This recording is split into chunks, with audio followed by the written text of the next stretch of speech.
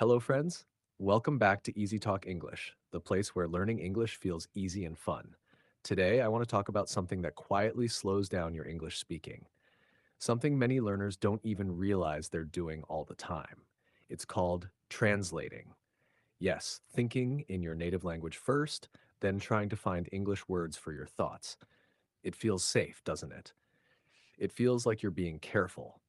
But in truth, translating is the biggest reason why speaking English feels so slow, stressful, and sometimes impossible. So today, let's talk about how to stop translating and start speaking English instantly, naturally, easily, and confidently. Let's start with a small test. Imagine someone asks you, "What did you eat for breakfast?" What happens in your head? Do you first think of the answer in your own language and then slowly translate it into English? Something like, I ate paratha and tea. If that sounds familiar, don't worry, you're not alone. Almost every English learner starts like this. But here's the truth. Translation creates a traffic jam in your brain. You have your thoughts coming from one direction and English words trying to come from another direction. They meet in the middle, get stuck, and you freeze. That's why you feel like English is in your mind, but not on your tongue. Think about how you speak your first language. Do you translate before speaking? Of course not. The words come instantly because your brain connects meaning to sound, not word to word. The same can happen in English if you train your brain to think in English. Now, you might be thinking, but how can I think in English when English is not my first language? That's a great question. The answer is by starting small, very small. You don't have to think about big ideas or difficult sentences. You can start with your daily thoughts, the little things you say to yourself every day. For example, when you wake up, instead of thinking mujhe uthna hai or tengo que levantarme, you can think I have to wake up. When you're hungry, instead of saying it in your own language, think I'm hungry. When you're tired, I'm tired. These are simple, natural sentences, but they train your brain to build direct English pathways. It's like teaching your mind a new route. Right now, your brain takes the long road, your language first, then translation, then English. But when you practice thinking directly in English, you build a new, shorter road, thought straight to English. And the more you use that road, the easier it becomes. Let's take another example. Suppose you're walking in a park and you see a beautiful flower. Instead of thinking, wow, ye fool kitna sundar hai, and then translating, you simply say in your mind, wow, this flower is so beautiful. Or you see a bird flying, look, that bird is flying high. When you do this, you're not studying English, you're living English. You see, language is not just about memorizing grammar rules or vocabulary lists. It's about habits. The language you think in becomes the language you speak in. If you think in your native language, you will always speak slowly in English. But if you start thinking in English, even simple English, your speech becomes natural and automatic. Let me tell you a story about one of my students, Maria. She used to translate every single sentence before speaking. Whenever I asked her a question, she would pause for 5 or 10 seconds before answering. I could almost see her translating in her head. One day she said, "Teacher, I understand everything, but when I speak, it's so slow."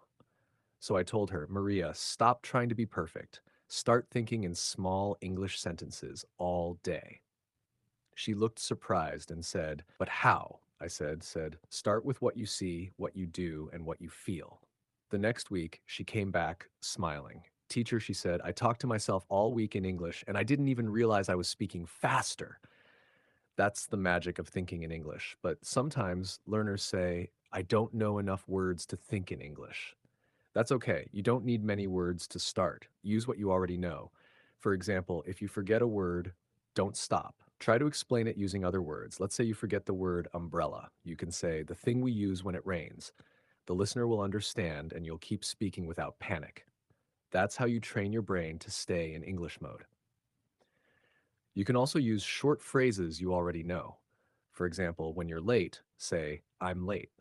When you finish work, "I'm done." When you don't understand something, what does that mean? These small moments are powerful. They slowly build your English thinking muscle. Translating also makes pronunciation harder because when you translate, your brain is focused on the meaning in your language, not the rhythm or sound of English. But when you think in English, you start to feel the language, its tone, its music, its emotion. You start saying words the way native speakers do, not because you memorize pronunciation rules, but because you hear and use them naturally. Let's take a simple sentence, I don't know. When you translate, you might say each word separately, I don't know. But when you think in English, it flows, I dunno. You can hear the rhythm, you can feel the sound, and that's what makes your English natural and alive. Another reason we translate is because we are afraid of mistakes. We think, if I translate first, I'll say the correct thing. But that's not true. Translation actually causes more mistakes because the structure of your language and English are different. For example, in some languages you say, I very like this, but in English we say, I like this very much. So when you translate directly, your sentences sound strange. But when you think in English, you use natural patterns without even realizing it. Now, you might be wondering, okay, but how do I train myself to stop translating? Let's make it simple. First, fill your mind with English every day. Listen to short English videos, songs, and podcasts. Read small things, signs, captions, stories. The more English your brain hears, the faster it starts to think in English.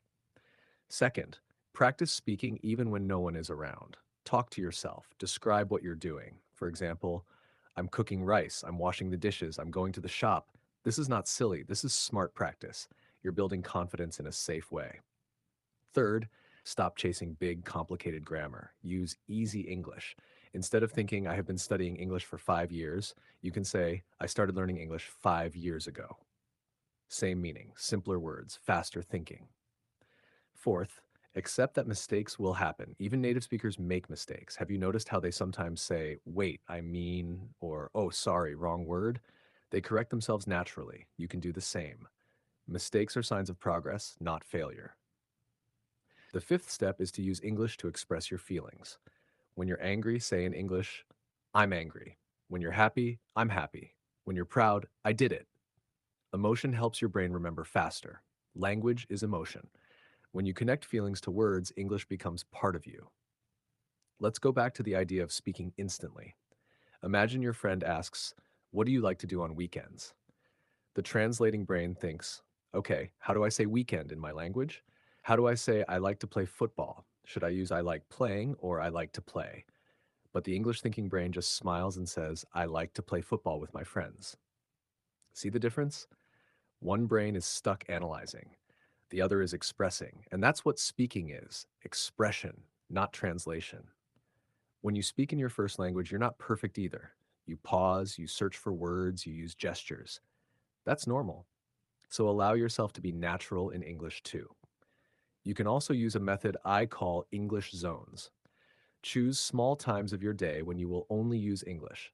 For example, the first 10 minutes after waking up. During that time, everything you think or say must be in English. No translation allowed. Then slowly increase your English zone, maybe 30 minutes, maybe an hour. Soon, you'll find your brain automatically switching to English. And remember this, translation is not a bad habit because you're lazy. It's a natural step in learning, but it's a step you have to move beyond. You don't want to stay in the middle of the bridge forever. You want to cross it and live on the English side. When you stop translating, English becomes lighter, faster, and more fun. You stop worrying about every little detail. You start enjoying the sound of your own voice speaking English. That's when confidence is born. Imagine yourself 6 months from now, thinking in English, responding instantly, smiling when you speak, not worrying about mistakes. That version of you is not a dream. It's completely possible. All it takes is daily practice, a little patience, and the courage to stop translating.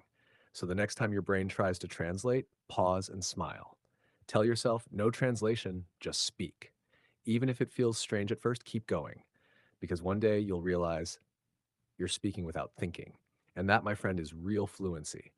You don't need to be perfect to speak instantly. You just need to be present, to live in the moment, to let your thoughts flow in English, not through another language.